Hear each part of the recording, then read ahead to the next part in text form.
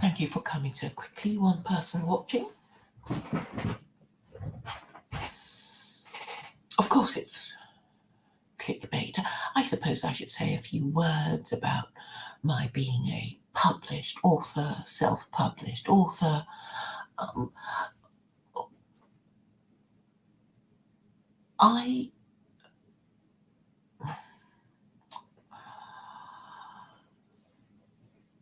I guess I'm on to the next thing. I'm on to the next thing already. And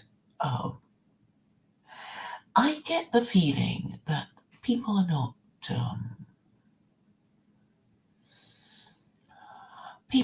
great readers. And I wonder if I should have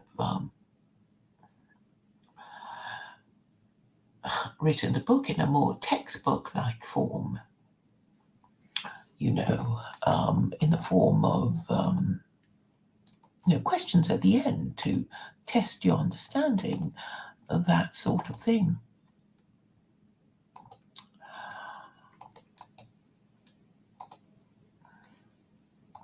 So the thing is that there is a kind of failure of communication between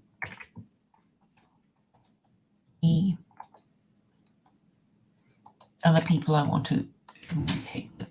The particular people that I want to communicate are, of course, members of the ruling class who apparently don't listen to anyone outside their very narrow circle, and they're too afraid to speak frankly amongst themselves. And they actually even enjoy fewer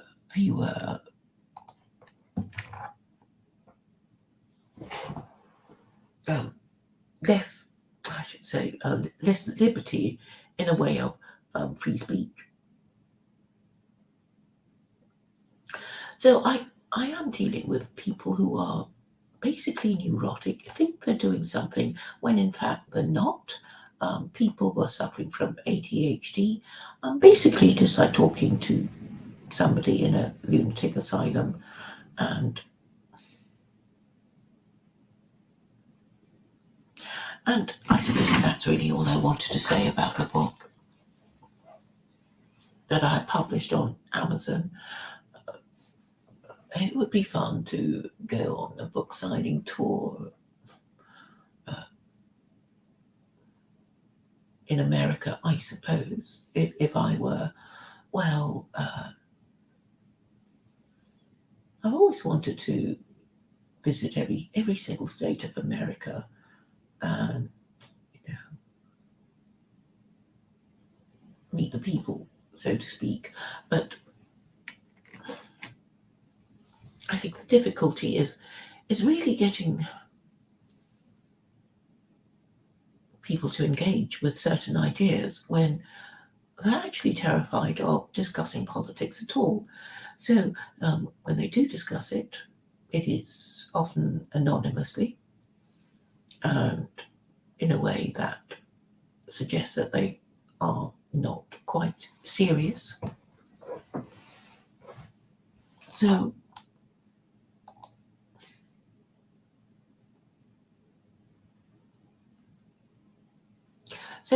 I suppose I'll just go on to talk about the thing I really want to talk about, which is nihilism. And today I was listening to the Duran, and they were talking about a book by Dostoevsky, which was talking about nihilism as a social and political phenomenon in the 1800s in Russia. And I asked myself, why this? Why this particular time? I have some memory of my nodding acquaintance of Russian history. I know the serfs were emancipated in 1860, and I also remember that it was a reform that was too little, too late, or there was some memory of that. I think it was Alexander the Second, I think it was, he emancipated the serfs, and there was a lot of dislocation after that, and people lost their faith because of the dislocation caused by the emancipation of serfs. Let me just check if I've got the right Tsar for you. Emancipation of serfs. So they didn't really have a good plan to accommodate all the, newly released serfs, and of course there was not people serfs who didn't quite know what to do with themselves. It was Alexander the Second. It was 1856, and was it? Why does it say 1861? Well, anyway, it says 18. Okay, but Alexander II gave a speech in 1856 saying they were to be emancipated. But it took place a lot later, and obviously these things needed to be negotiated. And state-owned serfs were emancipated later in 1866.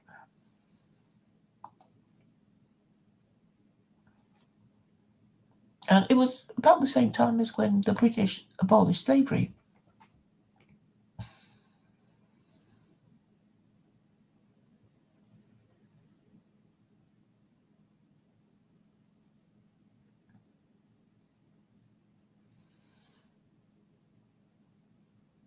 And,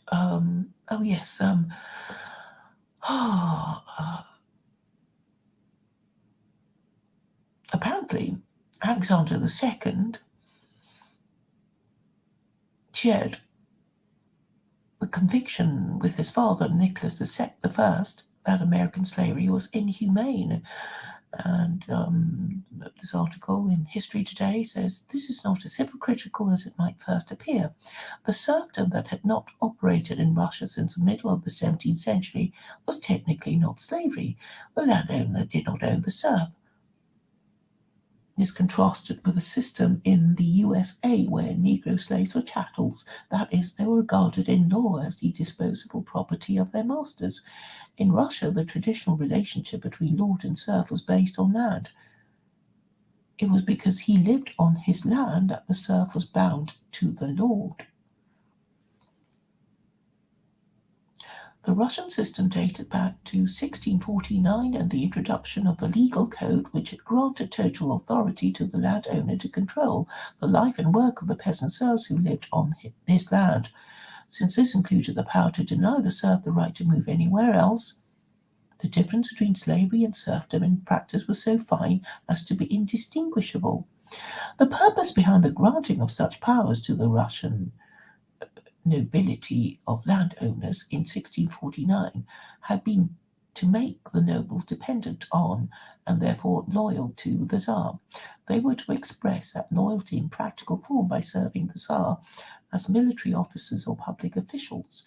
In this way, the Romanov emperors built up Russia's civil bureaucracy and armed the services as bodies of public servants who had a vested interest in maintaining the Tsarist state.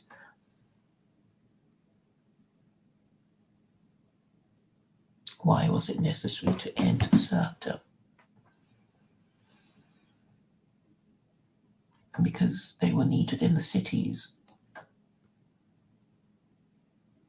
Well, in Europe, in Western Europe, the serfs, in Western Europe, which also operated the feudal system, the serfs were emancipated earlier because they industrialized earlier, and when you industrialize, you need all these factories you need those factory workers working in your factories.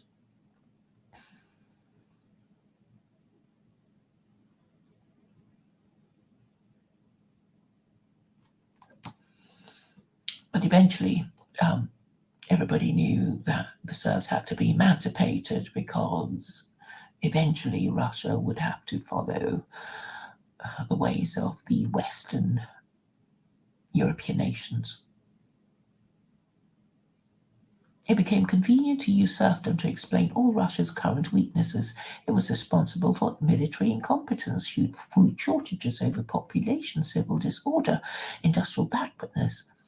These were oversimplified explanations, but there was some truth in all of them. Serfdom was symptomatic of the underlying difficulties that held Russia back from progress. It was therefore a particularly easy target for the intelligentsia, those intellectuals who in their writings argued for the liberalization of Russian society, beginning with the emancipation of the exploited peasants. So obviously the ideas of liberalism affected Russia, and there were obviously people who didn't agree with liberalism.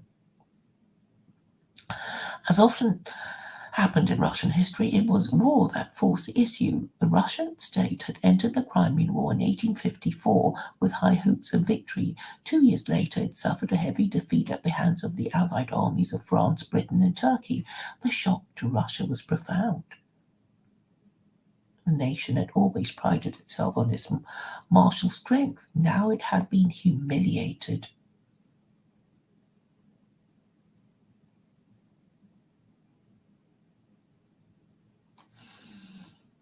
Lots of stuff that I've forgotten about. Alexander II's role. By an odd twist of fate, defeat in the war proved of value to the new Tsar. Although he had been trained for government from an early age, foreign observers had remarked on how diffident and unsure he appeared. The war changed all that. Coming to the throne in 1855, in the middle of the conflict, Alexander II was unable to save Russia from military failure, but the humiliation convinced him that if his nation was to have stability and peace at home and be honored abroad, military and domestic reforms were vitally necessary. The first step on that path would be the removal of serfdom, whose manifest inefficiency benefited neither lord, peasant, nor nation. Alexander declared that, despite Russia's defeat, the end of the war marked a golden moment in the nation's history. Now was the hour when every Russian, under the protection of the law, could begin to enjoy the fruits of his own labours. So this paragraph is basically saying that slave labour is inefficient, and I know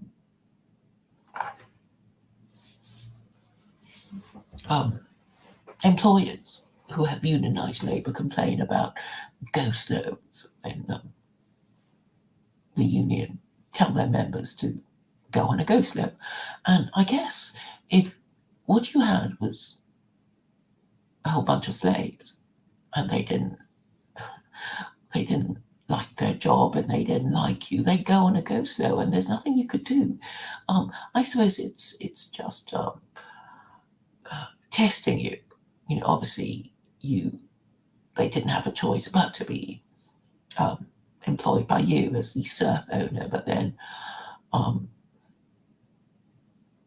guess it's a fine way of judging, exactly how much you can get away with. And going slow is not actually downing tools, and therefore you are technically doing your job, but in a really, really slow and annoying way.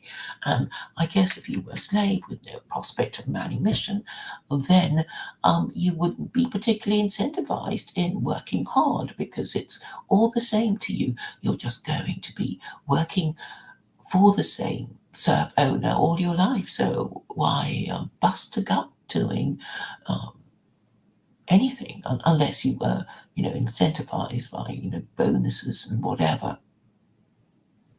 And so you can imagine the attitude of the typical serf. And so we have to bear in mind that slavery is actually very inefficient unless you dangle before the serf the carrot of manumission.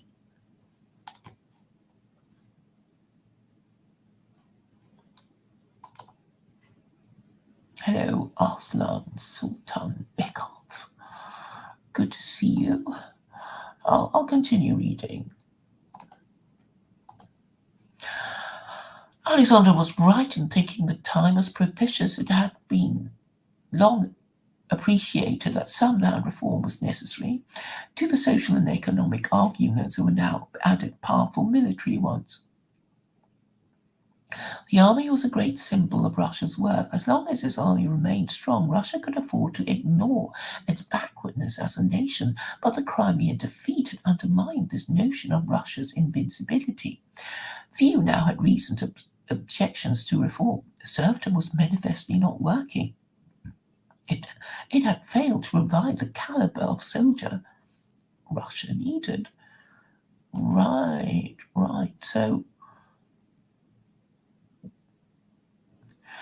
So I guess the Russian soldiers who fought in the Crimean War were not trained soldiers. So basically, when Russia was not at war, they were peasants, so they were not part of a standing army. They weren't properly trained.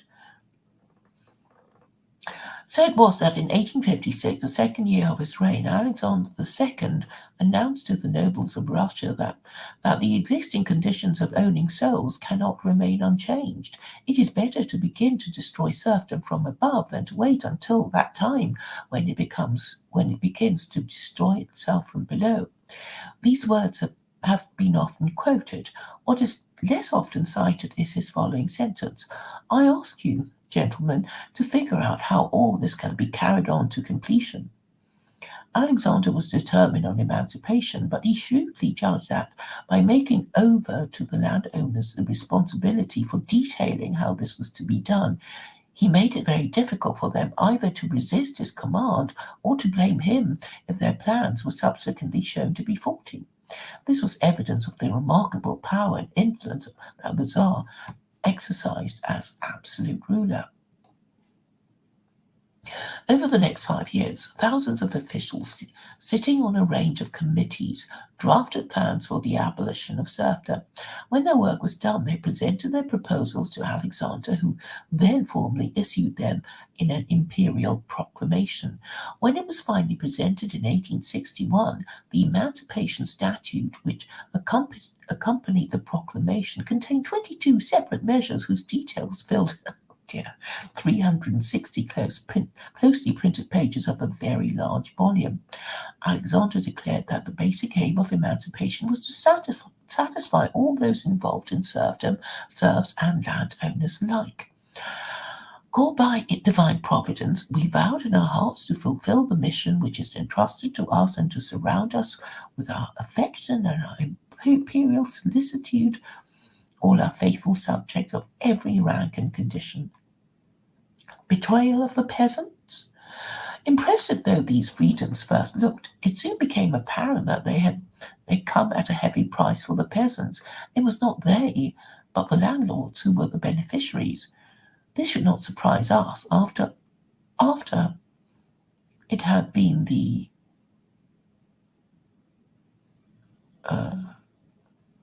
Russian nobility who had drafted the emancipation proposals. The compensation that the landowners received was fair in advance of the market value of their property.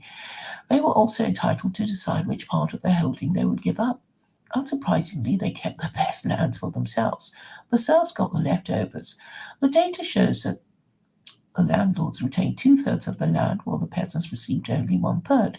So limited was the supply of affordable quality land to the peasants that they were reduced to buy narrow strips that proved difficult to maintain and which yielded little food or profit. Moreover, while the landowners were granted financial compensation for what they gave up, the peasants had to pay for their new property. Since they had no savings, they were bound to 100% mortgages. 80% provided by the state bank and the remaining 20% by the landlords. This appeared to be a generous offer, but as in any loan transaction, the catch was in the repayments. The peasants found themselves saddled with redemption payments that became a lifelong burden that then had to be handed on to their children, usually. The restrictions on the peasants did not end there. To prevent emancipation creating too much disruption, the government urged the peasants to remain in their localities. This was easy to achieve since, for obvious reasons, a great majority of the exiles brought their allotments of land from the estates where they were already living. It was also the case that the land available for purchase came from a stock of land granted to the village and was then sold on to individual peasants. A further aid to the authorities in maintaining control was the reorganization of local government, which was one of the key reforms that followed in the wake of emancipation. The government, through its land commandants, officials appointed to oversee emancipation, insisted that the mir, the village commune, became the focus of life in the countryside. The motive was not cultural but administrative. The mir would provide an effective organization for the collection of taxes to which the freed serfs were now liable. It would also be a controlling mechanism for keeping order in the countryside. Arguably, after 1861, the freed Russian peasant was as restricted as he had been when a serf. Instead of being tied to the lord, the peasant was now tied to the village. What all this denoted was a mixture of fear and deep distaste that the Russian establishment traditionally felt towards the peasantry. Often contemptuously referred to as the dark masses, the peasants were seen as a dangerous force that had to be kept down. Beneath the generous words in which emancipation had been couched was a belief that the common people of Russia, less controlled and directed, were a very real threat to the existing order of things. Whatever emancipation may have offered to the peasants, it was not genuine liberty.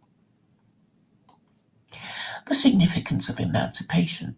Emancipation proved the first in a series of measures that Alexander produced as a part of a program that included legal and administrative reform and the extension of press and university freedoms. But behind all these reforms lay an ulterior motive. Alexander II was not being liberal for its own sake.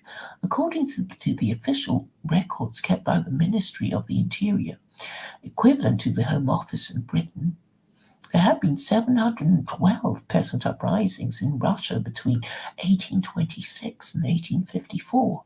By granting some of the measures that the intelligentsia had called for, while in fact tightening control over the peasants, Alexander intended to lessen the social and political threat to the established system that those figures frighteningly represented. Above all, he hoped that an emancipated peasantry, thankful for the gifts that a bountiful star had given them, would provide physically fitter and morally worthy recruits for Russian armies, a symbol and guarantee of Russia's greatness as a nation. There is a sense in which the details of emancipation were less significant than the fact of the reform itself. Whatever its shortcomings, emancipation was the prelude to the most sustained program of reform that Imperial Russia had yet experienced. There is also the irony that such a sweeping move could not have been introduced except by a ruler with absolute powers. It could not have been done in a democracy. The only comparable social change of such magnitude was President Lincoln's freeing of the Negro slaves in 1865. But as a modern Russian historian has provocatively pointed out, the Russian emancipation was carried out on an infinitely larger scale and was achieved without civil war and without devastation or armed coercion. Yet when that achievement has been duly noted and credited, hindsight suggests that emancipation was essentially a failure. It raised expectations and dashed them. Russia gave promise of entering a new dawn, but then retreated into darkness. This tends to suggest that Alexander II and his government deliberately set out to betray the peasants. This was certainly the argument used by radical critics of the regime. It is important to consider, however, that land reform always takes time to work. It can never be a quick fix. Alexander's prime motive in introducing emancipation was undoubtedly the desire to produce results that were beneficial to his regime. But this is not to suggest that he was insincere in his wish to elevate the condition of the peasants. Where he can be faulted is in his failure to push reform far enough. The fact is that Alexander II suffered from the besetting dilemma that afflicted all the reforming czars from Peter the Great onwards: how to achieve reform without damaging the interests of the privileged classes that made up Imperial Russia. It was a question that was never satisfactorily answered because it was never properly faced. Whenever their plans did not work out or became difficult to achieve, the Romanovs abandoned reform and resorted to coercion and repression. Emancipation was intended to give Russia economic and social stability and thus prepare the way for its industrial and commercial growth, but it ended in failure. It both frightened the privileged classes and disappointed the progressives. It went too far for those Slavophiles in the court who wanted Russia to cling to its old ways and to avoid the corruption that came with Western modernity. It did not go far enough for those progressives who believed that a major social transformation was needed in Russia. There is a larger historical perspective. It is suggested by many historians that, for at least a century before its collapse in the revolution of 1917, Imperial Russia had been in institutional crisis. The Tsarist system had been unable to find workable solutions to the problems that faced it. If it was to modernize itself, that is to say, if it was to develop its agriculture and industry to the point where it could sustain its growing population and compete on equal terms with its European and Asian neighbors and international competitors, it would need to modify its existing institutions. This it proved unwilling or unable to do. Therein lies the tragedy of emancipation. It is an outstanding example of Tsarist ineptitude. Its introduction held out the possibility that Russia could build on this fundamentally progressive measure and modify its agricultural economy in such a manner as to cater for its vast population, which doubled to 112 million during the second half of the 19th century. But the chance was lost. So reduced was the peasant as an agricultural worker by 1900 that only half of his meagre income came from farming. He had to sustain himself by labouring. So much for Alexander II's claim that he viewed the task of improving the condition of the peasants as a sacred inheritance to which he was honour bound. Okay.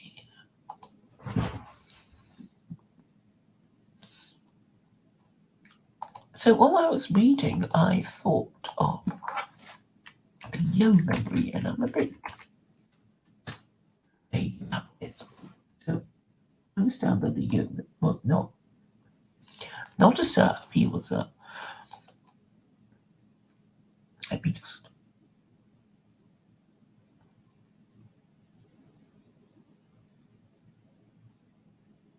What does it mean? Yeoman.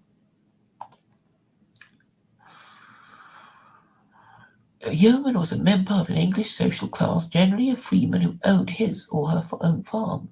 The term was also used in North America.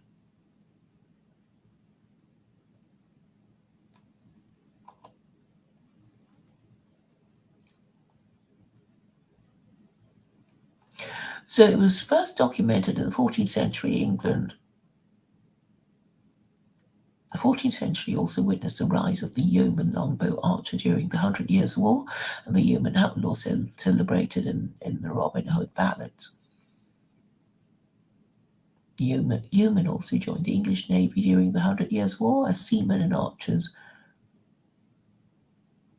In the early 15th century, yeoman was a rank of chivalry between page and squire.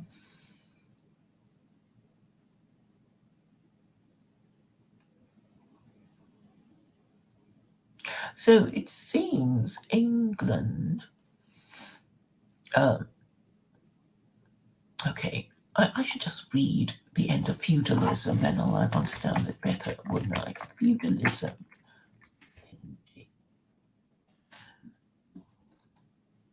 Oh, it ended in Europe. Okay, so it was entered in the French Revolution.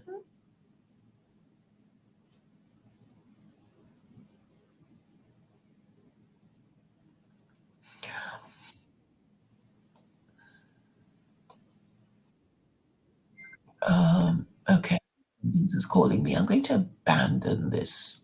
Hold on.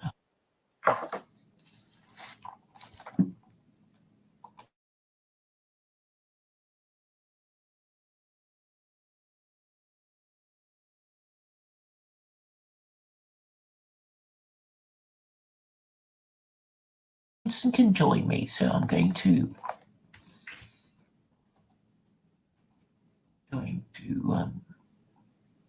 give him the link so he can come and join me. Oh, and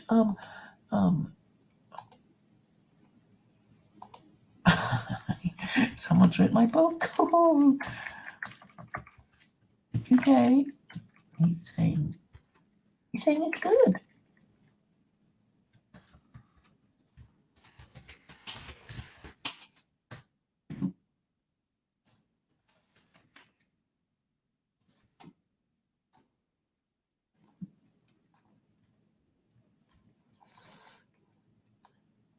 Shall I give him the link? Yeah, I'll give him the link in case he wants to join us and talk. Hi. How are you, Vincent? Vincent? Hello? Hello? Hi, Vincent. How are you? I'm good. Can you hear me? Yeah, I can now, yes. Okay. How are you? So I saw your book. I'm going to get your book. I'll get the hardcover. You know what? I'm going to get your book. I'm doing a section on Islam that's coming up. Thank you for saying you'll get it. Yes, I'll get it. Yes, I do want to read it. I am going to get it, not right now, because I'm having a problem with my work. Now, what were you just talking about before I came on here? What's the topic that you're going on about? Oh, actually, I was just talking about the emancipation of serfs because I read something, because somebody on the Duran mentioned a book by Dostoevsky called Demons, and it was basically a story about nihilism in the 1860s in Russia, and then I was trying to work out why they were being nihilists in the 1860s. So I discovered it was big to do with the emancipation of serfs. So that was what I was talking about. Okay. And then I was trying to work out when feudalism entered in England, and it was quite a few centuries before they were talking about it in Russia. Yes. Yes, I will read it. On that reading, so last time I was on, we talked a lot about Mormonism, if you remember. But I've just almost done reading the biography and going through the writings of and all these videos. I'm pretty much done of Christian Science and Mary Baker Eddy. We did talk about her last time, didn't we?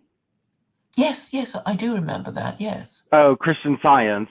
Yes, well, I'm almost done with that, and she had a very fascinating life, and I didn't know that she was such a magnetic cult figure. You hardly hear of her anymore, but she was big shit in her day. She was like, I mean, she was a real dangerous cult leader. Like, she had a lot of people in the country on her side, and she was like, I mean, people would flock to her mansion to see her because she was supposedly this divine being. Like, I mean, she had just like throngs of people that worshipped her. So she was, and she was immensely wealthy at the end of all of it. But she had a lot of problems, and she was kind of criminal in certain way. Not exactly that she committed crimes, but or not legal crimes, but the way she dealt with people. She wasn't a very nice person, you were saying. No, she wasn't a very nice person. She was very notoriously difficult to deal with, and she was literally insane,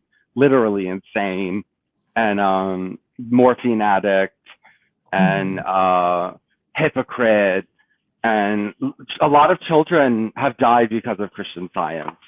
A lot of children.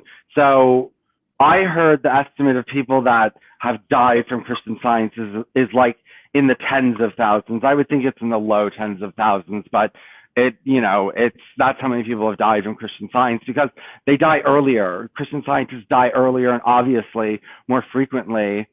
Obviously, they don't get vaccinations. They're starting to do that now. Now Christian Science is supposedly changing. Right. So basically, you're saying Christian Science is basically not going to the doctor when you're sick, and if you pray, you're going to get better. Is that basically its premise? Well, it's a little bit it's a step bigger than faith healing, because it's not just praying. It's what you believe in the universe. So in Christian Science, you deny the physical universe exists. So you say the physical universe does not exist. Everything is pure spirit. Everything is God, because God is pure spirit. So that means sin doesn't exist. What's it called? Sickness doesn't exist. Bad things don't exist. Like, you just have to believe that they don't exist, and the only thing that exists is God's presence, and then you'll be cured. And I mean, there are reasons that why the world isn't like so perfect, or why it is. If everyone was practicing Christian Science, then there'd be no crime, and there'd be no sickness, and there'd be none of this. But you can suffer from malicious animal magnetism, which is if other people think negatively of you, they can harm you and make you sick. So it's so awful to think of so much nonsense that people have believed in over the centuries. It actually makes me angry, It's like, I guess you can't really do anything with people who want to believe crazy things, as we all know when, we talk to people, right? But then, there'll be people who think that we believe in crazy things. no, well, I think they'll think our ideologies are crazy, but we don't really espouse crazy doctrines like that. Yeah, we don't really espouse crazy doctrines like that. But as we talked about last time, it was connected to Freemasonry and Judaism. All the Freemasonic cults, the Mormons, Jehovah's Witnesses, Seventh-day Adventists, are all tainted by Judaism. And she was so fanatical about idolatry, and so fanatical about Jesus not being God. God cannot be physical. Okay, so she was definitely not a Trinitarian, nor an Arian. No, she was not a Trinitarian. God cannot enter this realm, or God does not take physical shape, because physical shape doesn't actually exist. It's error. It's human error in thinking that it exists. I remember there was a publication called the Christian Science Monitor. That's to do with her, isn't it? Yes, they started a magazine, the Christian Science Monitor, which is like their propaganda arm a little bit. Though it's like very secular. I don't think they push Christian Science that much in it. It's just a newspaper or something. Yeah, it's just a newspaper. But yeah, the Christian Science Monitor is her. Mm-hmm. Yeah, there's just been so many cults. Yeah, I was on Adam Green to talk about her and Joseph Smith and Mormonism and Hindu Zionism. Did you see that? Yes, I did. I was going to say that next. Yes, I thought you were kind of cramming poor Adam because you was like, I'll never tell you everything I read. But okay, maybe I was listening to you at times too speed, which made it sort of sound like I don't know. But you've obviously done a lot of reading, and you want people to know about it. And I gathered from what you've been saying that Mary Baker Eddy, is that the network? Yeah. Is your favorite character at the moment, just because she's so charismatic, I suppose. So what? Charismatic. What's charismatic? Charismatic. Yeah, well, charisma? she was very, very interesting. Not only was she interesting, she became very powerful, and I mean, she was exalted almost as God, where people were saying she was the second Christ, and I mean, people were literally, they were like flocking to her home, and like crowds outside her home. She was, all over from Kind all of. over the. Yeah, yeah. So sorry, it made me think of Elvis for some reason. What you were saying, Yeah, she was like a rock star. She was like a rock star. right? Right. And has there been any? I know the photographs of her, but had been any? Actually, I don't even know how old she. I mean, when did she live and die? She she she must have been born in 1821 because she died at 89 in 1910. Had the movie camera been invented by then? I Are there don't any think sort of so. No, photo? I Right. haven't come across any videos of Uh-huh. movies of her. I've not come across any there might have been. I don't know. Let me look that up right now. Videos of Mary Baker Eddy.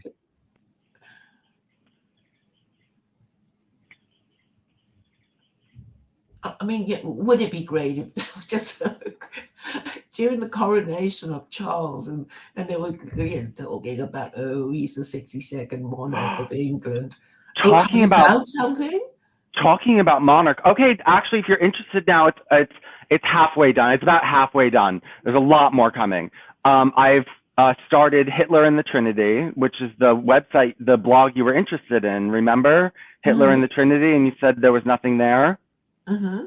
Okay, well, it's up. So it's about Theosophy, Freemasonry, Jehovah's Witnesses, Mormon, Christian Science, Seventh Day Adventist, positive Christianity, Nazi Christianity, the question of the Trinity, and how the Nazis treated them. Well, guess you just brought up the royalty. Guess who was a Christian Scientist and was in support of Hitler, and they believed because she was a Christian Scientist. Hold on, let me find her.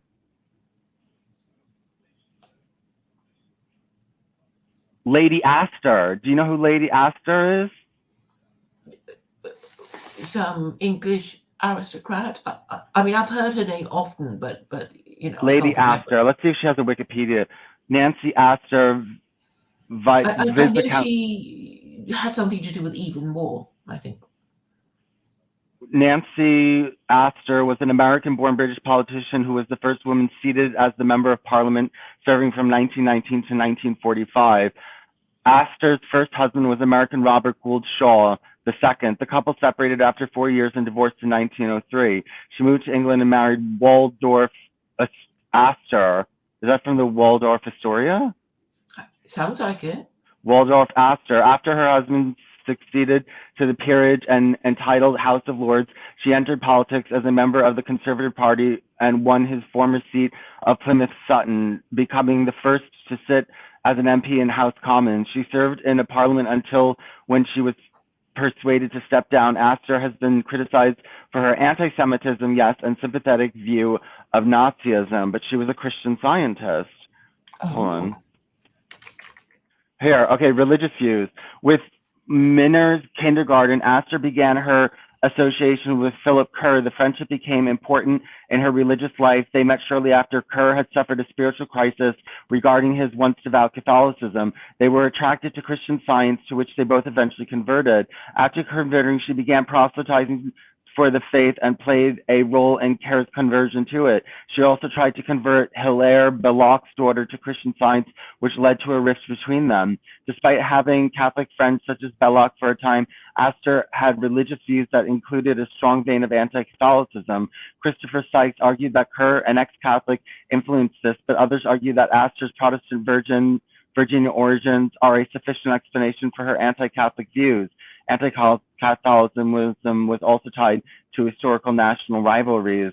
She attempted to discourage the hiring of Jews or Catholics to senior positions at the Observer, a newspaper owned by her husband. In 1927, she reportedly told James Lewis Garvin that if she hired a Catholic, bishops would be there within a week. So she wasn't a nobody, and Christian Science. Okay, um, it was at time the fastest growing religion in America. Um, at its peak, it reached 250,000 people in America, I think, and so beyond America, there would be more. Um, there's Christian scientists all over the world, but it was the fastest growing religion. She was that charismatic, and they were all the religious people were preaching against her, and the newspapers at first loved her, but then they attacked her. She was all over the newspaper. She was front page news.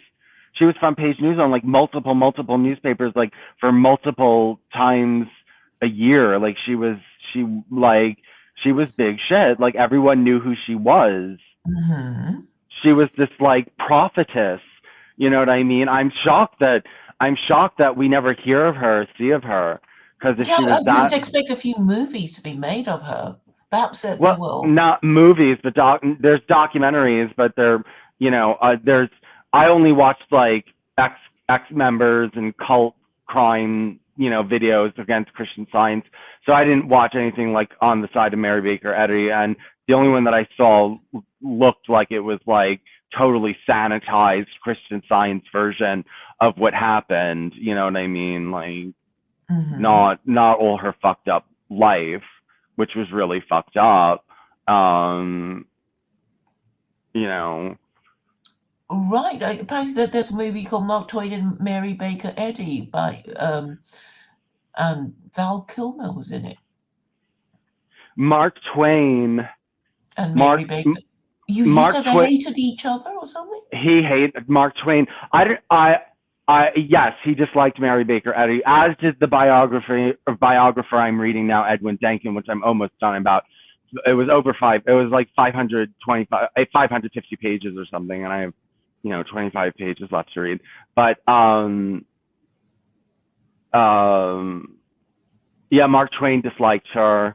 There's a documentary with Val Kilmer in it. Apparently, or he was just talking about it, or I think maybe they're just talking about it. Hold on. I think there's a film. Oh yeah, Christian Science There is book. a film, right? Where's this? What is it called? Mark Twain and Mary Baker Eddy.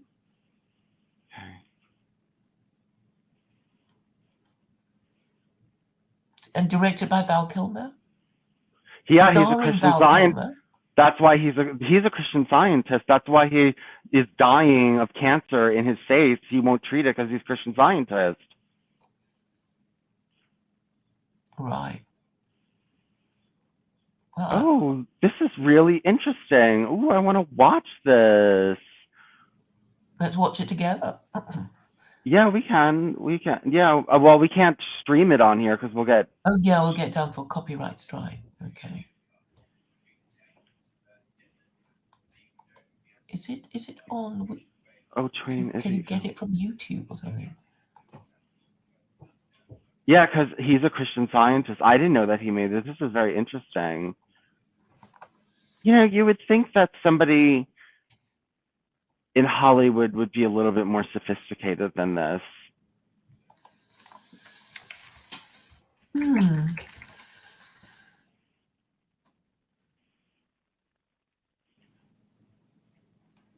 There were quite a few documentaries about her. Soul of a Woman, The Life and Times of Mary Baker Eddy. I know, but that's all sanitized. I would love if they made a book from this book I read, the Mrs. Eddy by Edwin Denkin, 1929. Hard to get. The PDF, some of it is missing. Little scraps here and there are missing, and you don't know, you lost a page or something like that. But the PDF is on archive.org, but it's hard to get a copy. There's no like reprints. There's been like no reprints since 1929 or something like that. So again, this biography that I read was astonishing. It was like I mean, I don't know. How she just disappeared from the world stage like she did, and she was she was the queen, the media queen of her day, and she was old when she found fame.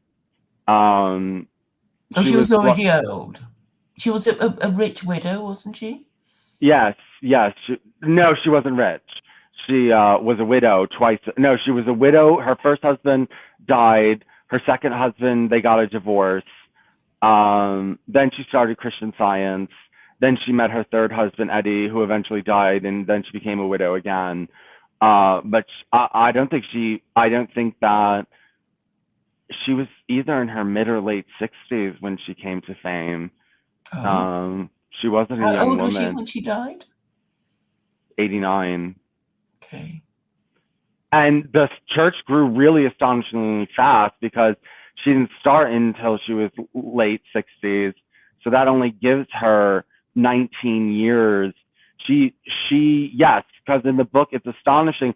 She became the leader of the fastest growing religion in America in about 20 years' time from the time that she wrote it. She published Science and Health in 1975, the first edition. So from 1975 until 1910. So how many years? That's 30, what? 35? Mm-hmm. That's 35 years. Yeah, she became world famous. And, Mark Twain wrote a whole book against her. Did you read any of it? Or Not any? yet. I didn't read any of it because I was reading this biography, but I know that he attacks her. Right. Do you know why he was annoyed at her? Well, I don't know why he was annoyed at her, but this biographer seemed annoyed at her with, just that she had so much fame and accolade and power and wealth. And I don't think, by her behavior and by her ideology, they didn't really think she deserved all that, because she was, she was, like I told you, she was a rock star. And like she was like a rock star. She's drugs, fame, riches, scandals, no affairs, but you Mhm. know, you know, Do you know why Christian Science was so popular? well, they say it was because back then medicine was really bad and it wasn't really helping people if they went to the doctor. So they were desperate, so they turned to Christian Science. And I guess some people just thought that they were miraculously healed, and they became devout Christian Scientists. And it slowed down as medical progress got forward, but also it's growing in Africa because it there's no medicine there. So a lot of Africans are becoming Christian Scientists. I see. I see. So basically, it's just saying it validates the position of people who are too poor to go to the doctor, saying it's okay, you just pray and you get better, and doctors are, you know, are going to cheat you anyway, or not cure you after making you pay, so you might as well not go to them. So it validates what most people in that position would think anyway. And that was the secret of her success rather than a charismatic personality, or would you say that? Wait, say that one more time, the last bit again. What? I guess I'm trying to say that Christian Science Validates, validates yeah, the, people who don't want to go position. to the doctor. Yeah, who are too poor to go, and they're basically saying, you done the right thing by, not going to the doctor, and people want to believe that, and that's why it became so popular. Yeah, yeah, Okay. it became so. Yeah, yeah, it became very popular, and okay, and her Christian Scientist practitioners were like making. It was also a very, very, very, very wealthy cult. Um, all the people that got attracted to Christian Scientists, there was a lot more wealthy people. There were a lot more even today. They're above average education, above average income, wealth, um, the practitioners. So the practitioners, these were these Christian scientists who would go around curing people, were making tons of money. They her highest followers were exceedingly wealthy.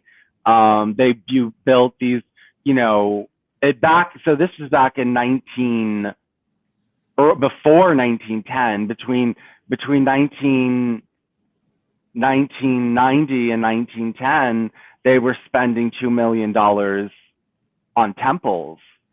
So that what was their business model, though? They just sold Science and Health, the textbook Science and Health. It must have been the fastest. It must have at one time been the highest printing book in the country. I mean, it had to have been if it was selling that many copies. She died with, oh God, I forget if it's 350 million. She died with a lot of money. She was a multi-millionaire when she died. So, but were you sort of saying that there were Christian Science doctors, or? Yes, they're Christian Science practitioners, or that they're basically people that are trained in Christian Science prayer and mind tricks, and you go to them to get better. So yeah, but they'd be cheaper than the doctor. Probably is that how? I guess I'm trying to wonder. Well, no, I mean, people would go and they must have been paying lots of money because they were rich. It was a rich cult. Everyone was astonished by how much wealth she got. She was top-notch cult leader. I'm almost ready to say she was the most rock star cult leader that ever lived. She was really, really strange. Just how this woman came and captivated the country, and court cases and newspaper fights and excommunications and people turning against her, and her insanity and her aging. Now I'm at the very end. She's almost dead. She's trying to hide that she's dying so much because obviously she's the prophetess of Christian Science. So why is she dying? Shouldn't she be able to use her prayers to help secure herself? So it's very embarrassing and hard for her to go through. And everyone's trying to knock her down. In her heyday, the media was all over her, but now they're all like, oh, she's dying, she's dead. They're like, it's been taken over by the board of trustees. She's lost her mind. That, she signed it over to her board of trustees or property or to individual other people. And they said she was insane and tried to get the property for the son. And she just had a crazy life. And now she's very old and she's very close to death. And basically the church isn't collapsing, but everyone's waiting with bated breath kind of to see what's going to happen. I just got to the point, she just excommunicated a woman who she was very jealous of. And she was scared that this woman, Augusta Stetson, was going to become the new leader of Christian Science, and that it would get in the way of her board of directors, who she wanted to be the true next leader of Christian Science. So she excommunicates her for saying that she excommunicated her at first because her students were calling her Christ. I guess that led to a trail. I guess she was kind of saying she was Christ, and that she was spreading certain heresies in the church, and that she wanted to become the next of Christian Science, and she was using mind tricks. They were all praying for the board of directors in Boston to have problems, and putting curses on people. So she got excommunicated. So she's gone. Now she's just ready to die. She's, but anyway, if you go to HitlerandTheTrinity.blogspot.com, I have, let me see, I have almost everything up about Christian Science. Today I just did Lady Astor with Christian Science, but let's see with Hitler and the Trinity. What else I have to put up about Christian Science, because you can find everything else there. Hold on.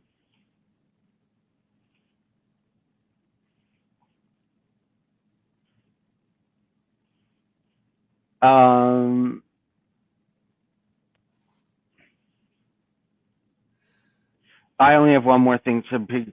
So, yeah, that's all up on Christian Science. So they persecuted Christian Science, the Nazis, because they said it was pacifist, it was American, because it was an American-born cult, and yeah, It's they interesting that you. Sorry, carry on. No, go ahead.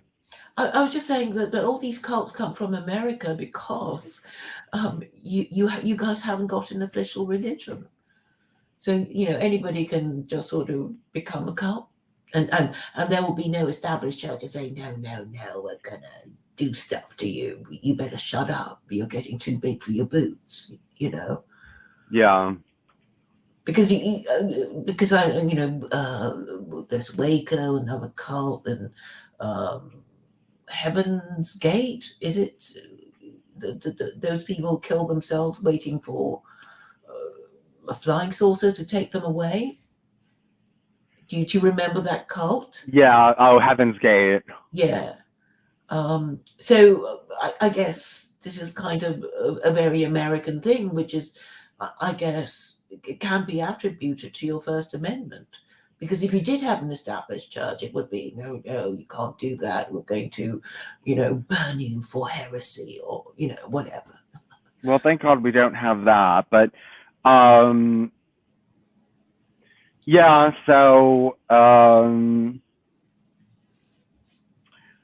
yeah, so that's that about Christian Science. And then we talked about Hindu Zionism. You saw that, and I'm glad I got that out. I'm going to go on, hopefully I'm going to go on Tradcat Night to talk about Hindu Zionism.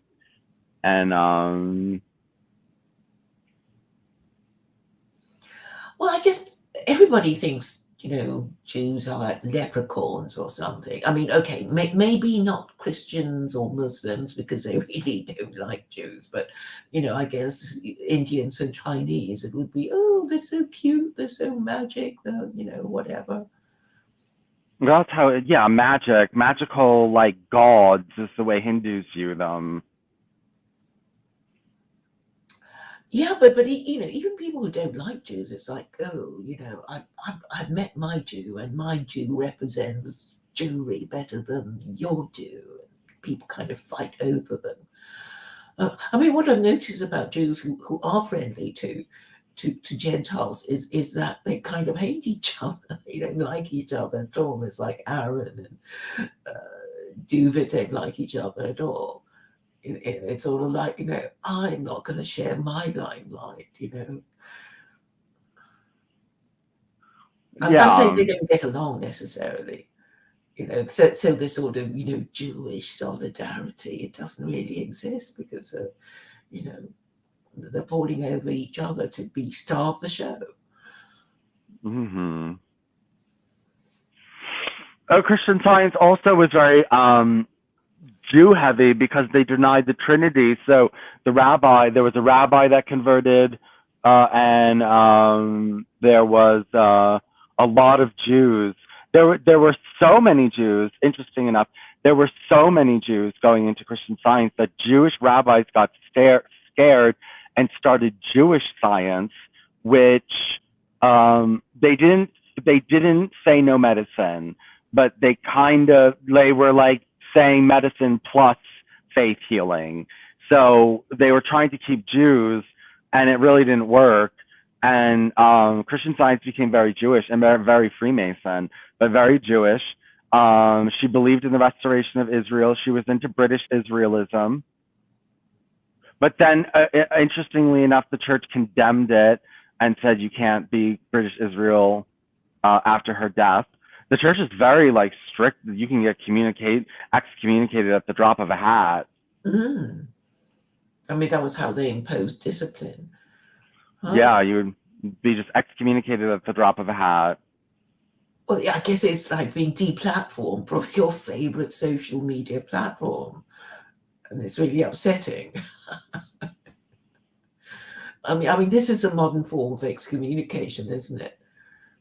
It's like, oh, you got to strike, you can't stream, or then you delete your account and note your ISP address and make sure you can't do anything.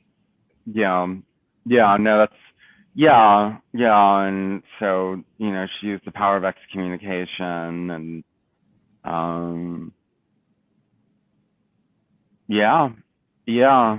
I mean, Jews like Quakerism too. Did you know that? No. Because I was trying to work out what was the thing about Quakerism that the Jews liked, and it's the sort of optional Trinity. Because I guess for centuries a lot of people didn't like the Trinity, and they were scared to say it because they got burnt at the stake, and over the centuries they found more and more creative ways of trying to stay within the law, and so I think the Trinity, sorry, the Quakers basically said, uh, well, God can be, well, whatever we feel. It can be the Trinity. It can also be Unitarian. It can be, well, what do you think? Come to our Quaker meetings and tell us.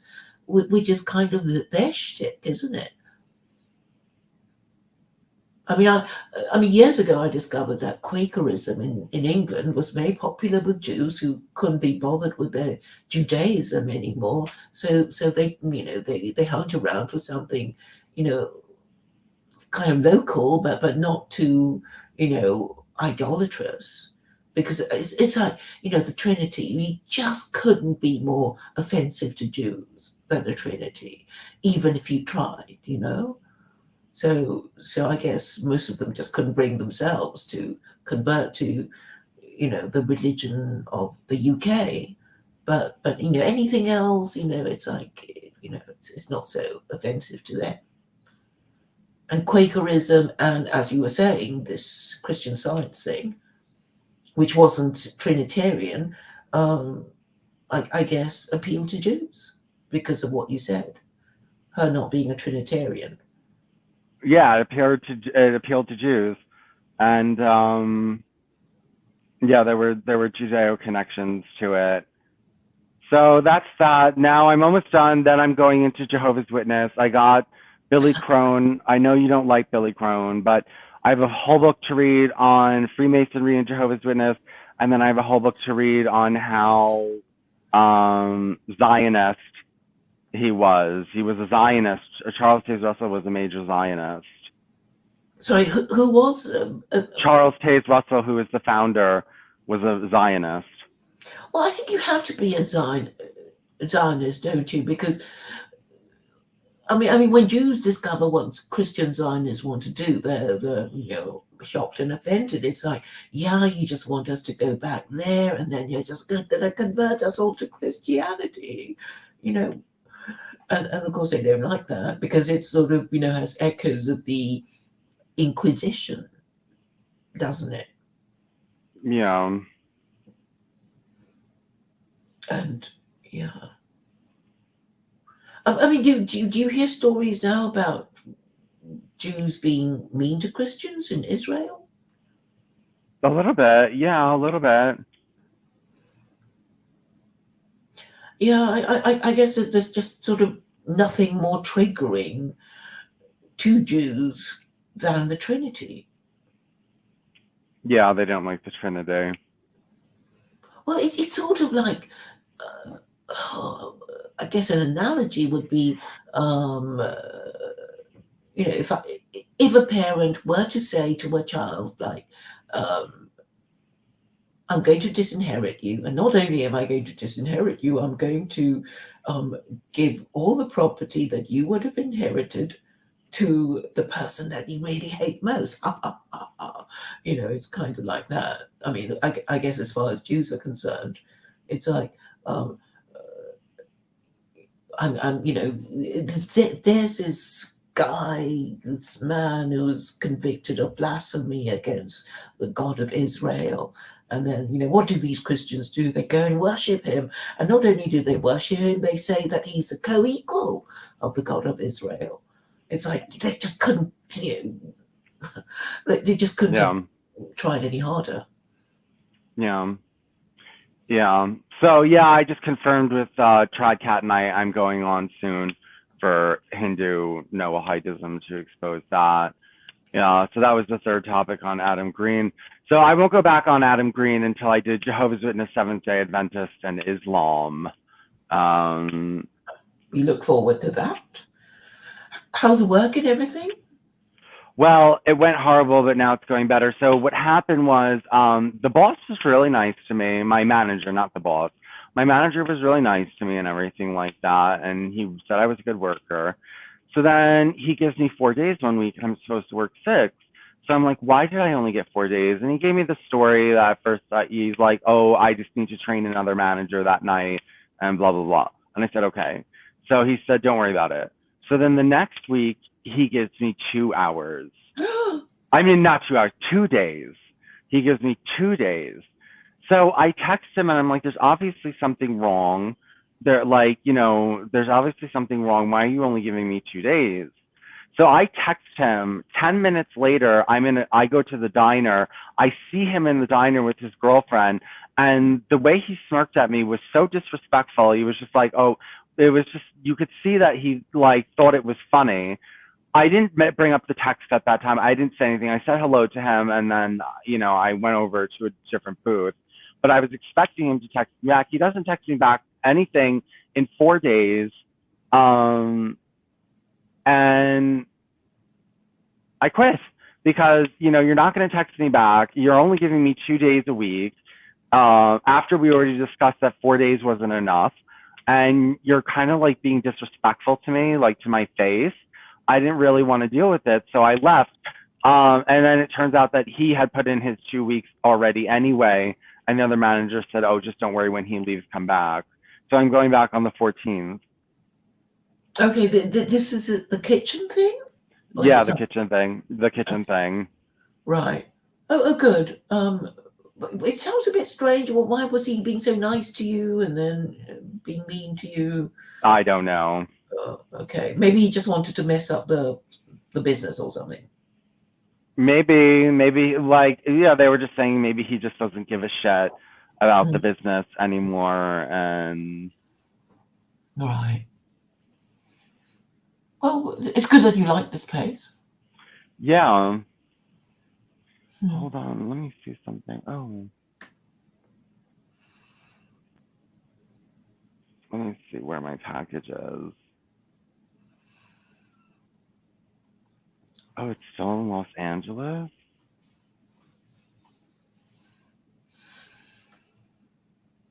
Okay.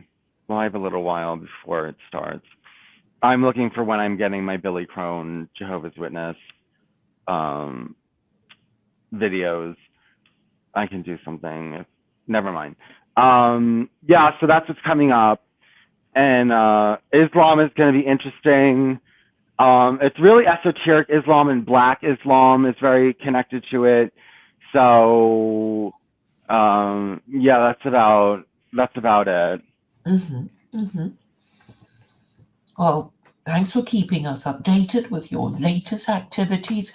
Have you been listening to Sam Samuels talking to Joseph Atwill? They seem to be talking almost every week now. Is Joseph Atwill the one who did Freemasonry and Nazism on your? Yes, and he also did Caesar's Messiah. He made the movie Caesar's Messiah? Yes. He wrote a book and they made a documentary out of that. That was Joseph Atwill? Yes. Oh wow, that's amazing. Well, I remember you were saying, oh, I listened to your videos of Joseph Atwill came more often on yours, but anyway, he's going on their channel. Yes, I watched that one, Nazism and Freemasonry.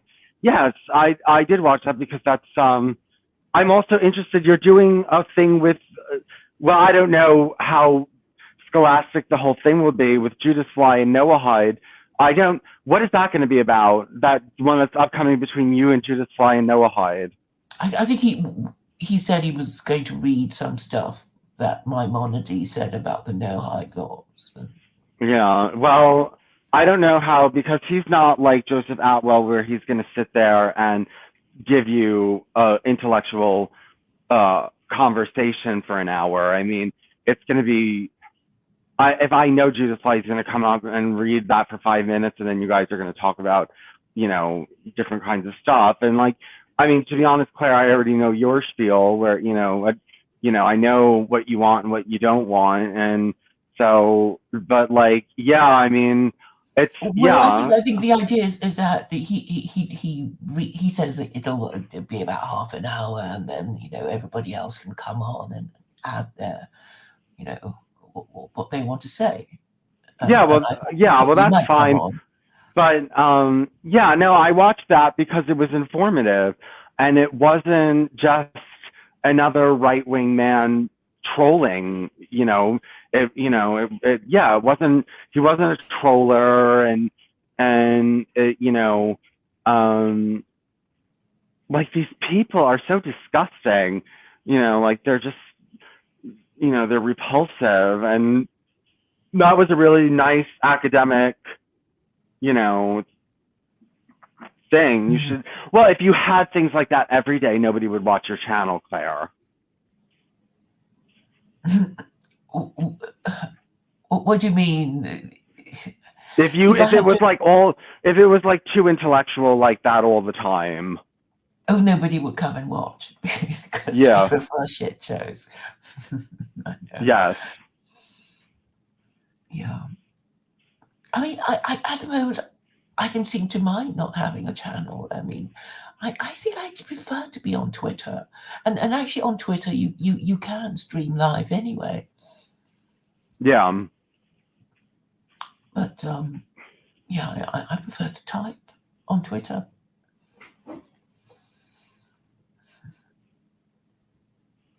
And what are you going to be talking about with Trad Cath Night?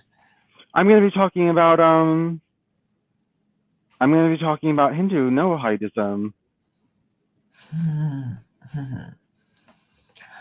Well, it's just so annoying how people just dilute their principles until they're, neither here nor there. Because I was just thinking today that everything's in a mess because you can't get anybody to commit to anything. Because I mean, the whole point of having a rule is that if you want to imagine a rule as a line, write down your page, so so you can put things on the right side or the wrong side, or so that would be black and white, and you know which side to put your thing on, the black side or the white side. And now everything's just gray, so you don't know you don't know where you are, and you can't put things anywhere for anything to make sense. Well, it's basically, every question you ask is always answered with maybe, and then, eventually you'll just be driven mad. Which is why it is a problem. And that's why we need religion to tell us what is right and what is wrong.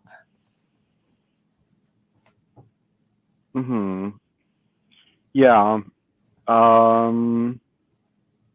Yes. Okay. So, yeah, I'm trying to think of something else to say that I've been up to. Let's see. Yeah, there was work. There's just Mary Baker Eddy that I'm doing now, and we already talked about Islam, which soon I'll have a lot to talk about with that. But I don't know. I can't think of anything to talk about. How are the Finches? Oh, they're good. We have the baby, and it turns out to be a boy. He's singing. And have you been anywhere on holiday this year? No, I haven't really been anywhere. No, not at all. Hmm. Oh, yes, you've been working and keeping busy with your studies. Hmm. Have you been Yeah. watching anybody's streams? Anything? No, no. I mean, whose streams am I going to watch? Nobody posts content that I'm interested in. That I don't want to listen to dissident rights streams. I don't enjoy them, so I don't watch them. And and well, I guess obviously I watch what I'm interested in.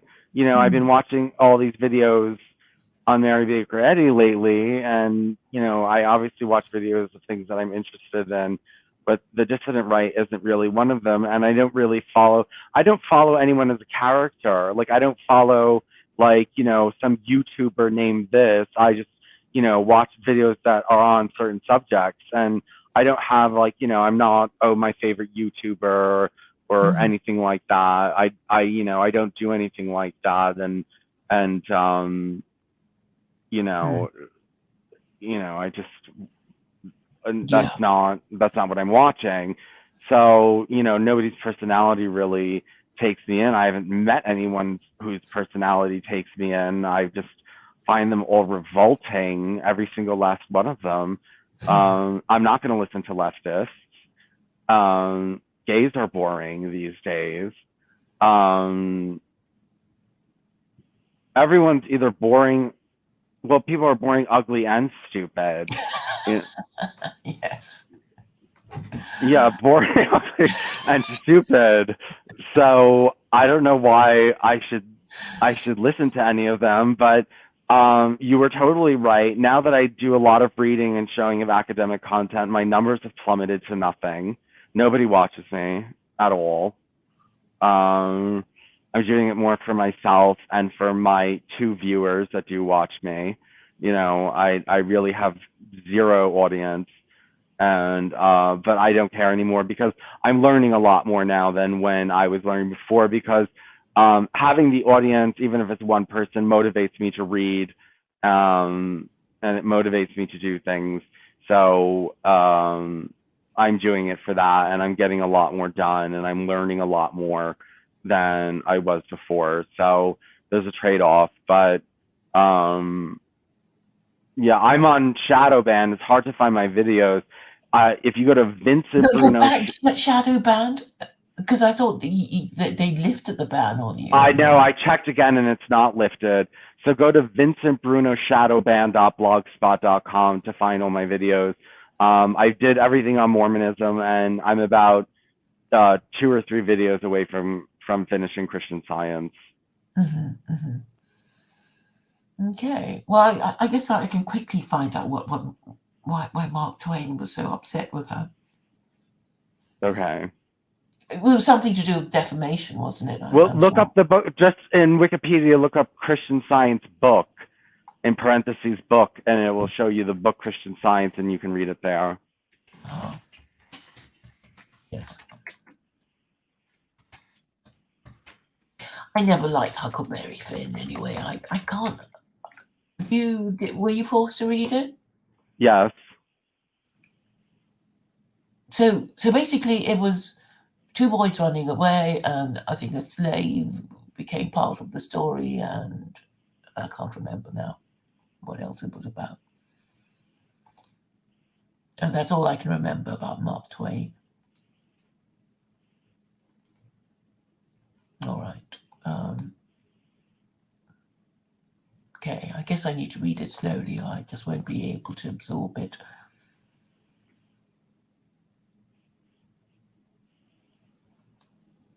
You read it, haven't you? No, I've not read Christian Science by Mark Twain. Right. Okay. I guess I'm too tired to quickly absorb everything. Quickly, but yeah. I guess slavery is something.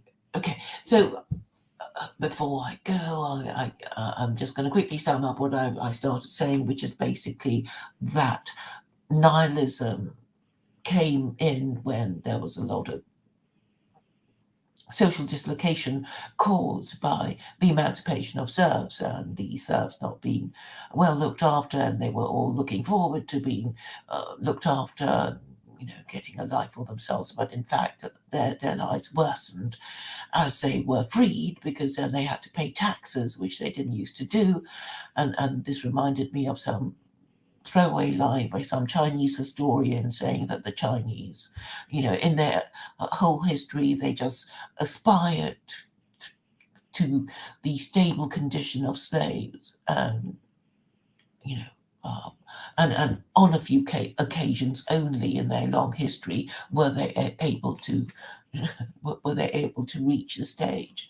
So the rest of the time they weren't even, slaves who were well looked after with a roof over their heads and not having to worry about stuff. Which I guess is the price of freedom, having to pay your own mortgage and stuff because you own your own home. Well, if you were a slave, you know where your next meal is going to come from, and you don't have to worry about rent. Yes, well, you have other problems, but yeah. Oh, we don't know. Well, we've never been slaves. So what did you said you're ready to go? Is that what you said? I sense that you're about to. You have to go soon for your thing. No, I don't have to go soon. No. Oh, good. I thought you were kind of. Yes, and well, I mean, I'm really pleased that Jay said he thought the book was good. I wasn't expecting a compliment from him. I was really, concerned that, people wouldn't get it, or they found it boring or whatever. But, because well, I'm sure he wasn't just saying it to flatter me. Yeah. And I did want to write it, in a clear way that, I don't want to be academic. I want people to easily understand, maybe the kind of ideas that they might consider off the wall. But it's just annoying reading, reading the same thing again and again, and every time you read it, you find something else to correct. Some typo or something. And then, on the seventh occasion, I basically just decided to publish. And, yeah. I don't mind. Apparently the corrections can be easily made, so it's not a big deal. And I imagine a lot of people will be reading it in order to point out my mistakes. So let them do my proofreading for me.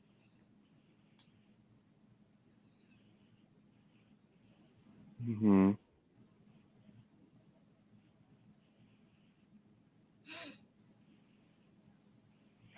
I'm trying to think. Yeah, no, I don't have new news because I mean, no, I haven't really. Besides going on Adam Green and Trad Cat Night, I don't really communicate. Nobody communicates with me. Nobody really. I do know that people, not on YouTube, but I know on Facebook, people see my stuff. I can tell that they do. And occasionally they will comment, but really nobody interacts with any of my information or me. So you kind of need to give it. I mean, I do see your stuff. I guess you need to post something other than the link to make people want to respond to it. And I guess the best ones are actually in your own words, and you say stuff that isn't just a link. Mm-hmm. So maybe if you did that, you'd get more interaction, or I might be tempted to respond. Yeah, I'll try that. Well, you do deal with quite esoteric stuff, so you kind of need to package it properly for people to respond. Yeah. Facebook is so boring these days. A lot of people complain about how boring it is, and I get the impression that LinkedIn is, being used more. I mean, there's a lot of political stuff in LinkedIn. Yeah. Do you use it? No, I have to start using all this shit. I'm gonna start doing it. You should be on Twitter too. I mean, if you want people to, take more of an interest. Yeah, I should need to start streaming to Twitter. Yeah, let me do that. Oh no. Let me do that. And I just need a little bit more time. I'm setting things up, and I do have a Twitter account, so I'll set that up and I'll start streaming there too. Yes, a Tinder account, huh? No, a Twitter. Okay. Yes, Restream is quite good for streaming straight onto Twitter and Facebook. Yeah, I saw Restream. Mm-hmm. Yeah, he went. Yeah, Restream, Twitter.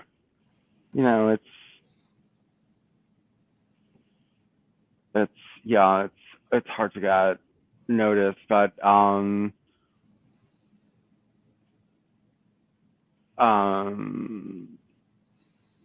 have other things going on. I don't really want to talk about them, but Mm-hmm. I have some things that I'm gonna try. I'm gonna have to make money to get more publicity.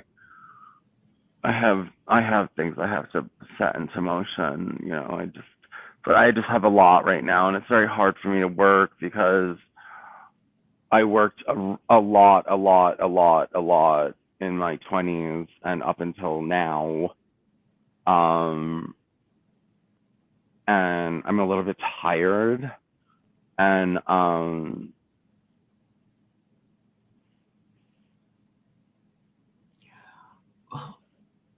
find it hard to do a lot of this kind of work anymore. Like, I'm very slow, like, to write anything anymore, or I'm a little bit behind on Stop No Hide Law. I have about 9 articles I haven't posted because I haven't read through them because I'm too tired.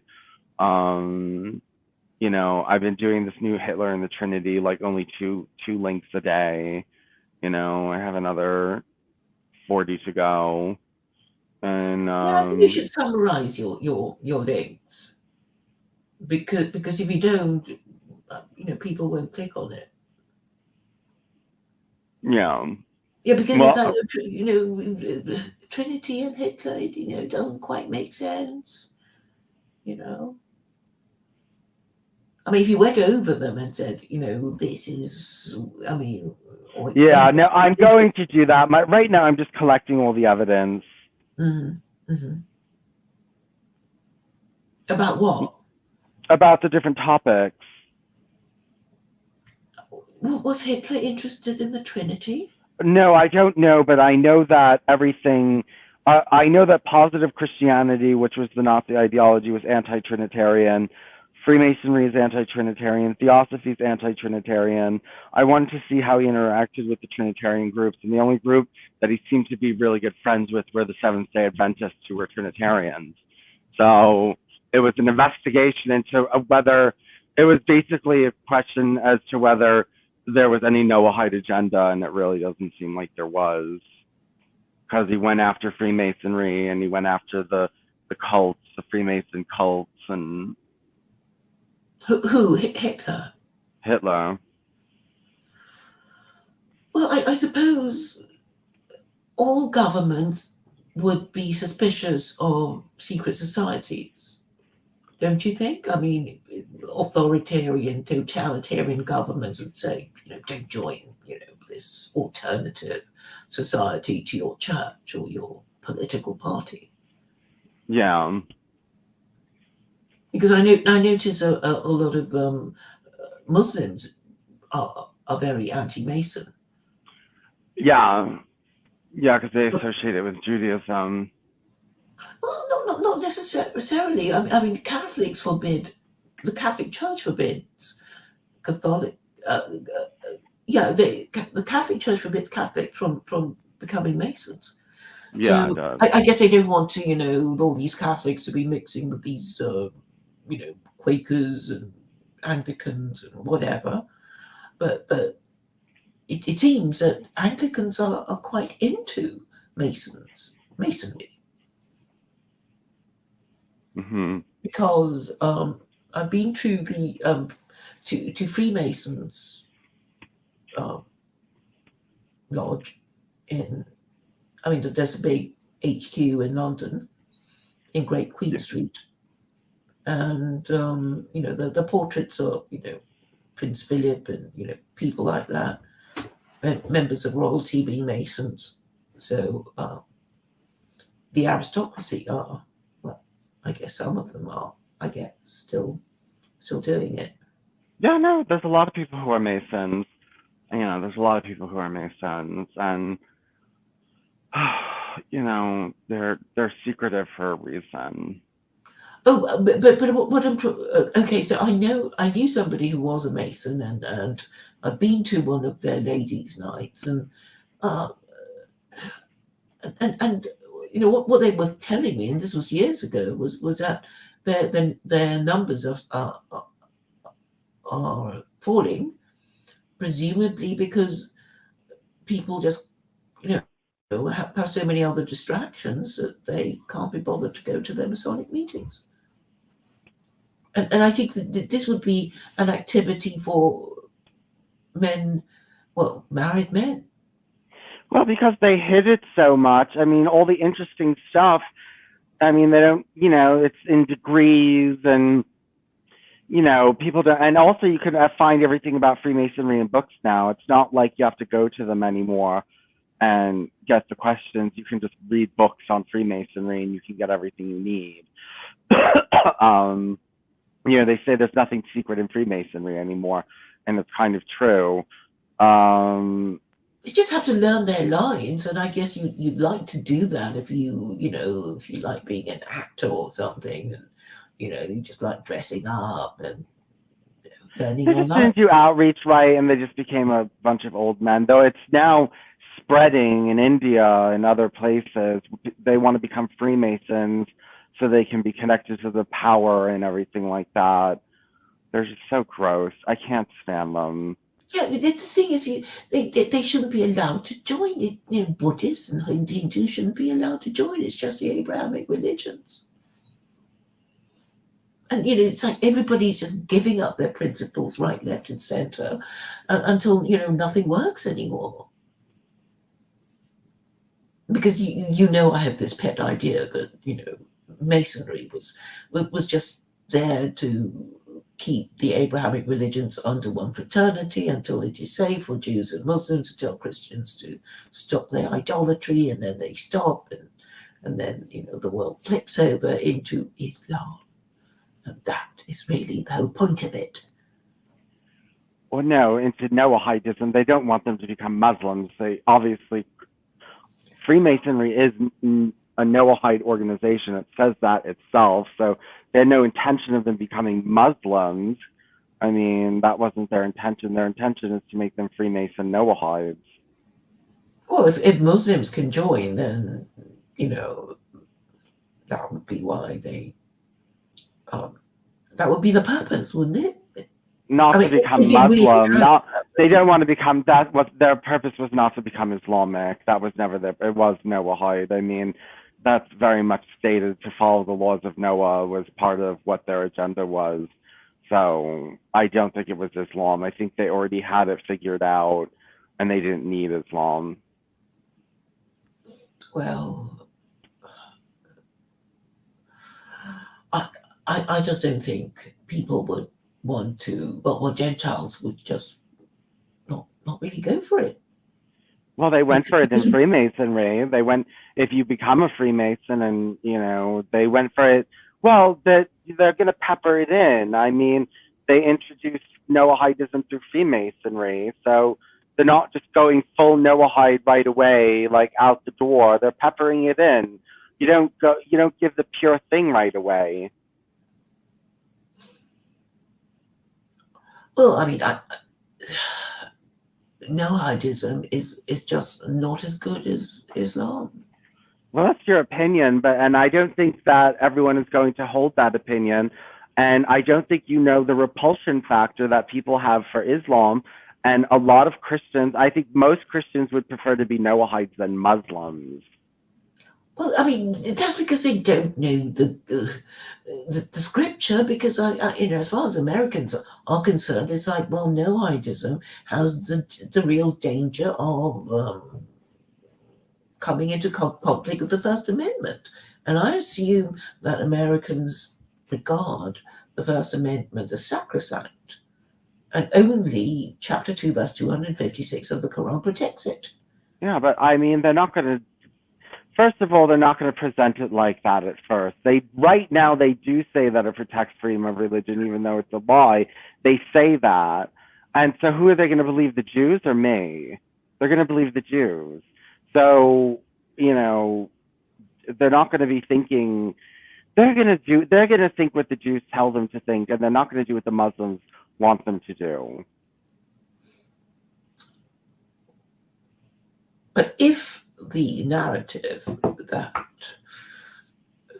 the West is cursed because Westerners are post-Christian and Christianity was wrong from the beginning, then they would have to repent, and they can only repent by becoming Muslim. Not only, but no, they have another way that they can repent, and they would rather repent by becoming Noahides. I mean, it's just Islam is dying out in its own areas right now. The wellspring of Islam, it's starting. Atheism is spreading like wildfire in Islamic countries, and so is lots of things. Because the internet got everyone off Islam, and there's no Noahidism is 7 simple laws. It's not like It's this not lab. enough. Yes, it is. What else do you need? Well, Not the whole book. not eat pork. Because you want taxation and banning usury and yes, so does just use Nachmanides. You want a legal system, use Nachmanides and Maimonides, and you have thousands of Noahide laws. There's millions of Noahide laws if you want laws. There's it's endless. No, but I mean, the Muslims are going to say, well, we have a book and we're the only ones with a theocracy, and Jews. I know, but nobody wants to be that, Claire. Even their own people don't want to be Muslim anymore. Well, Jews certainly don't want to be under Torah theocracy. They don't have to be.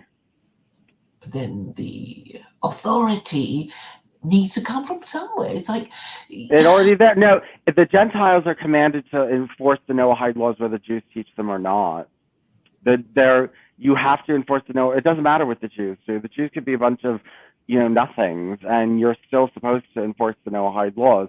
But the Jews get it from their Torah, and Gentiles, if they want to, they still need a source they still need an official handbook, and the highest authority handbook for Gentiles is still the Quran. Otherwise, they'd be going back to Talmud, and the Jews will say, we don't really want you to read it because it's not for you, and whatever. And then they go to the Torah, and it's not really for Gentiles either, and it's a bit confusing. And that was why it produced Christianity, because then the Christians made it up for themselves. Look, even the Muslims are coming in and saying Islam is Noahide, and if the Muslims are saying that, then they want to be Noahidized. Noahidism is not being Islamized in any way, shape, or form. Islam is not in control there. The Muslims are going to the Jews and saying, we want to be Noahides. The Jews are in control of, there's going to be a coalition between Jews, Muslims, and Christians, and Hindus and Buddhists and everybody under the Noahide laws. I mean, Muslims are going to comply with the Noahide agenda because they're already complying with the Noahide agenda. The leaders are. There's followers that are not for it, but they don't really have any of the power. Well, it would be a shame. I guess it would be the Abraham Accords. The people like that who don't, leaders who don't really care about these things. Is that what you mean? Well, the Noahide agenda is bigger than Islam in that it unites everyone. It's not. It's like it's trying to bring all the religions under one umbrella, rather than Islam taking over everything. It's like, well, you can all just follow the Noahide laws, just tweak your religion a little bit, and then everything's fine. And that's less scary of a message than dropping the Bible and going to the Quran. It's a little bit easier to tell everyone, keep your own book, it's fine for now, and just work with us in order to kind of weed out what's in your religion. You don't have to go to an entirely new religion, you just have to get rid of the Trinity. That's about it, and become a Unitarian. And then they'll leave them alone for a while. They'll say, okay, you're fine, and until they want more control, and then they'll weed out more until they have pure Noahidism. But do you know any Muslims who are prepared to submit to Noahidism? Well, it's not submission to Noahidism. It's they would be in control of their own enforcement. So they would be deciding when and where you enforce these Noahide laws. So they would be in control. Well, I mean, the Muslims would say, we already know how we don't need any advice from you, I guess. Well, they're not saying that. At least the leadership is not saying that. The leadership is saying other. Well, I guess, the world is in a state of flux. And I guess what would frighten people would be the prospect of World War III. Yes. And then that might concentrate their minds into, choosing a different religion that works. And I suppose that would mean really the West having to think about what they're supposed to be doing and whether they want to believe in all that. Well, I do have to go now, but the last thing that I'm going to say is it's a lot easier to just say, well, drop the Trinity and enforce anti-idolatry laws. That's all, and then it would be fixed, wouldn't it? If they corrected the Trinity and enforced anti-idolatry laws, then that would correct it, and they wouldn't have to go to Islam, and then they would just keep their book. Yes, but then they would think, but there's no freedom of religion anymore because of the anti-idolatry laws, and we're imposing on ourselves a greater restriction than if we just submitted to Islam. Well, they don't want. I have to go, but they don't want to practice idolatry, so I don't think they care about that. And most people don't care about idolaters, and most people think idolaters are evil. And really, I think as time goes on with all, like, people are going to revolt against, the tranny stuff. They're going to revolt against the idolatry. And, I think that anti-American Noahidism is what's going to creep in rather than Islam. I think they're going to say, well, we'd rather just get rid of the First Amendment than, and establish a Noahide Christian state in America than we can bring the Quran here. It's already here.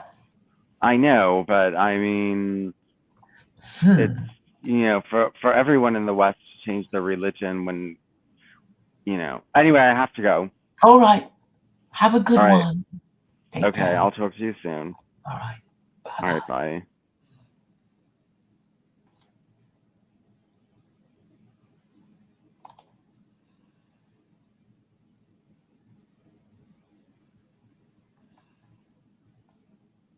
All right. Thanks for coming, everyone.